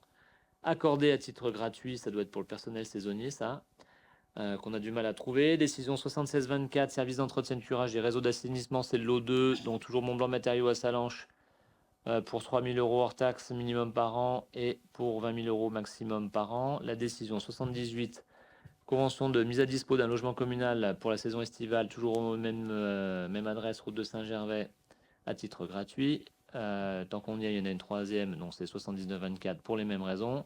La décision 80-24 DIA, je vous passe les chiffres. Donc ça, c'est par rapport aux déclarations d'intention d'aliéner. Donc on a signé, donc on a décidé de ne pas préempter.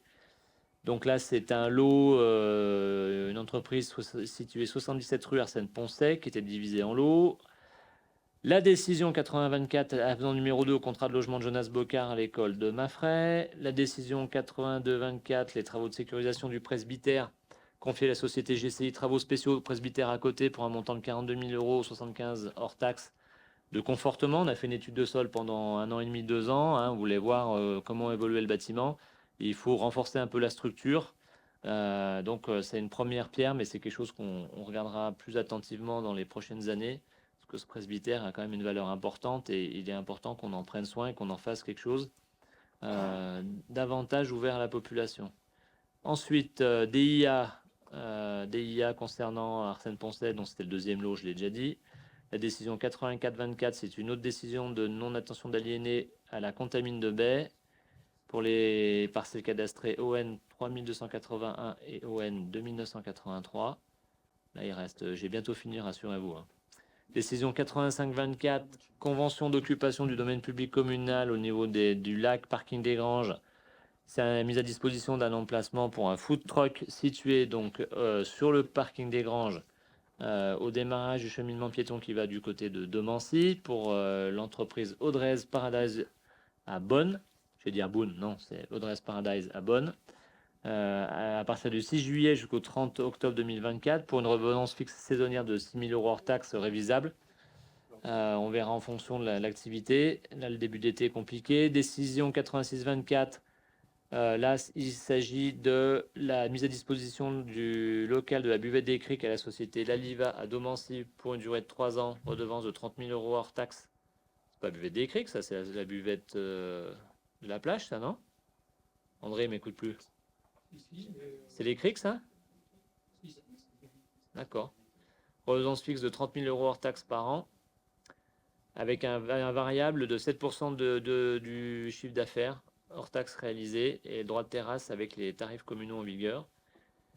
La décision 87-24, donc c'est la rénovation, l'extension de la buvette des Criques, le lot interrassement VRD avec un avenant avec la société Maria, basée à Domancy pour un montant de 7 400 € qui porte le marché nouveau montant à 27 403 €.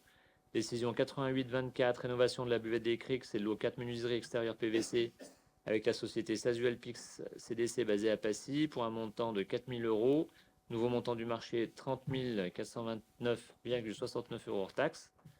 La décision 89-24, achat livraison de véhicules, donc le lot 3, achat livré pour le fourgon LL2 H2 9, c'est pour le service des eaux, ça, non? Voilà, ouais. Pour un montant de 34 072,06. Décision 4. Ah, mais il y en a encore? Ah, il y en a 3.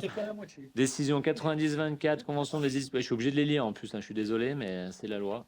Décision 90-24, convention de mise à disposition de véhicules au profit de l'Office du tourisme pour l'événement Trail du Tour des Fils, donc qui est passé, qui a eu lieu du 12 au 14 juillet. Décision 91-24, c'est la convention d'occupation du domaine communal pour l'exploitation d'un mini-centre équestre avec monsieur Philippe Coutran sur la parcelle située au plan de la Gouille à Plaine-Joux pour une durée de 3 ans, 3 saisons, hein, comme on avait convenu, donc du 1er juillet au 31 août pour une redevance de 365 € hors taxe. Décision 92-24, convention d'occupation précaire d'un bâtiment situé en alpage au profit du groupement pastoral de Villy, du 1er juillet au 15 octobre 24. Décision 93-24, convention de mise à disposition temporaire d'un logement communal à maison médicale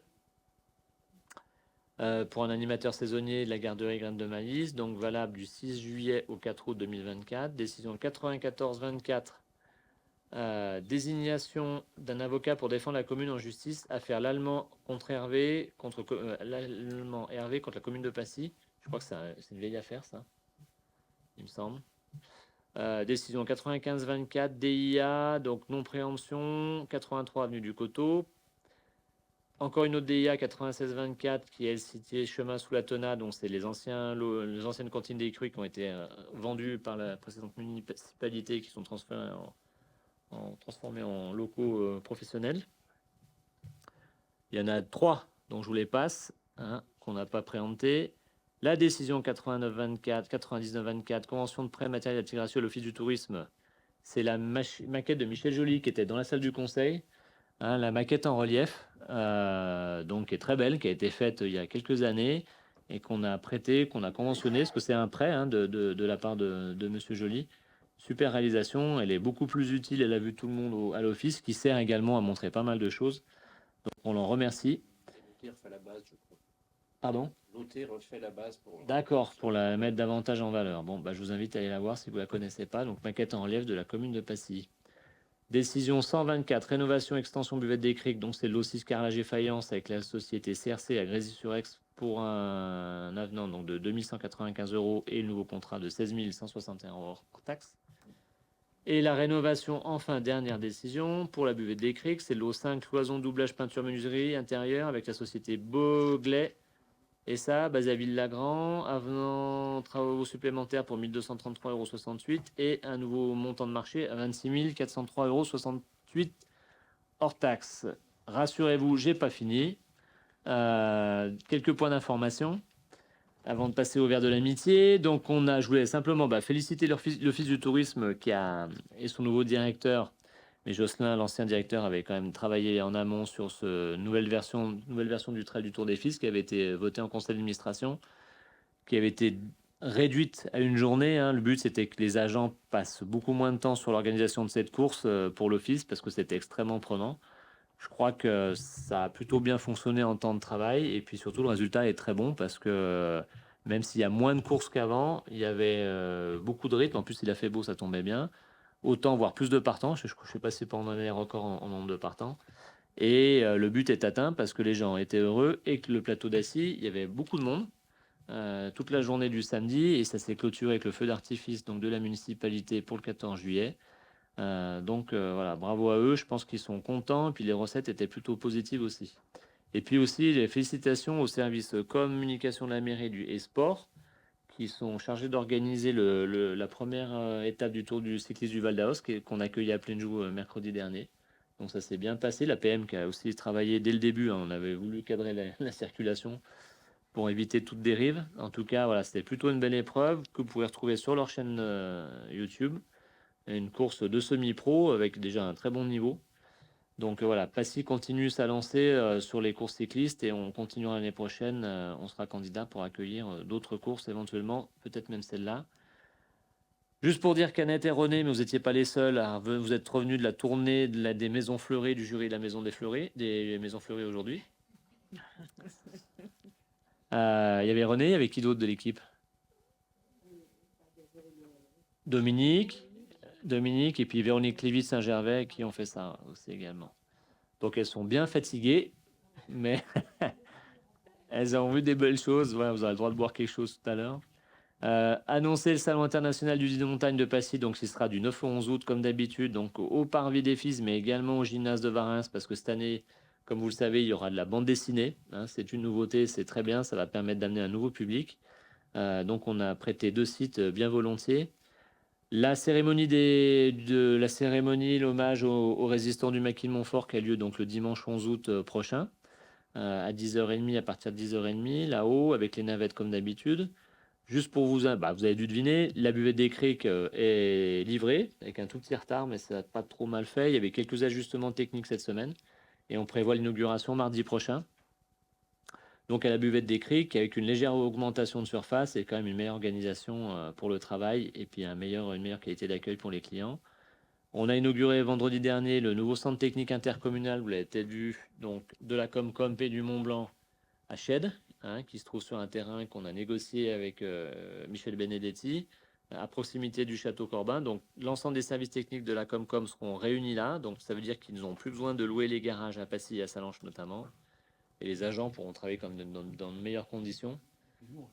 Et nous, on récupère un peu de place accessoirement qui est attendu avec impatience. Mais voilà, ils ont un super site. On a fait avec la Comcom. Là, je pense qu'ils ont tout pour bien faire. Donc, c'est plutôt satisfaisant. On a inauguré ça avec monsieur le préfet la semaine dernière. Le télésiège de Barmu, il y a du retard comme on s'y attendait. Donc, on avance, K1, K1. Il y a eu une première phase d'homologation hier, Jean, sur le test en charge de l'appareil. Donc ça serait bon du côté des services de l'État spécialisés, mais il y a encore beaucoup de finitions et beaucoup de réserves qu'on a signalées. Donc on espérait l'ouvrir début août. On va voir s'ils arrivent à tenir le rythme là d'ici une dizaine de jours. En tout cas, c'est toujours l'objectif. On réceptionnera prochainement la navette de notre mécène à Passiflore. Je sais qu'elle est arrivée aujourd'hui, mais on fera un petit événement pour l'occasion grâce à monsieur Dalzotto. Donc voilà, on préviendra à ce moment-là. Et puis l'école de musique et de danse, on a donc, comme je l'ai dit tout à l'heure, finalisé l'ensemble des lots. On a tous les lots, après 3 relances pour certains. Beaucoup d'entreprises locales, c'est plutôt bien parce que, alors c'est pas le critère qu'on a sélectionné, mais qu'il y avait une vraie technicité. Voilà, et le maître d'œuvre est quand même plutôt satisfait. On a un petit surcoût. Alain, je ne sais pas si tu l'as vu pendant que tu étais en vacances, mais c'est pas grave. Donc, on est à 4,3 millions hors taxes pour le moment, mais plutôt des entreprises réputées, pas très loin. Donc, ça, c'est important s'il y a besoin de se dire les choses, ouais, apparemment fiables. Donc, on est plutôt satisfait pour ça. Donc là, la préparation de chantier, c'est courant août. L'installation de chantier, ça sera septembre. Et le démarrage des travaux, ça sera fin septembre, début octobre, j'espère. Donc, une livraison qui interviendra fin 2025, un peu plus tard prévu. Mais malheureusement, ce n'est pas de notre fait, c'est qu'on n'avait pas les entreprises disponibles. Donc, on ne pouvait pas tout démarrer de la sorte. Voilà. Donc, il est 20h40. Je déclare le conseil municipal terminé. Je souhaite de bonnes vacances et vous invite au Verre de l'Amitié républicaine. Au lieu habituel, Jean-Pierre. Oui, ouais. Ouais, alors il y avait Delphine qui n'y était pas, Pascoula. Il y avait Liliane, il y avait Léon Fuchs, il y avait... Qui est-ce qui est allé? Il y avait plusieurs intervenants. Donc ouais, Delphine avait été à la précédente. Voilà, ça permet de communiquer sur la destination touristique. Merci Jean-Pierre. Allez, bonne soirée à tous.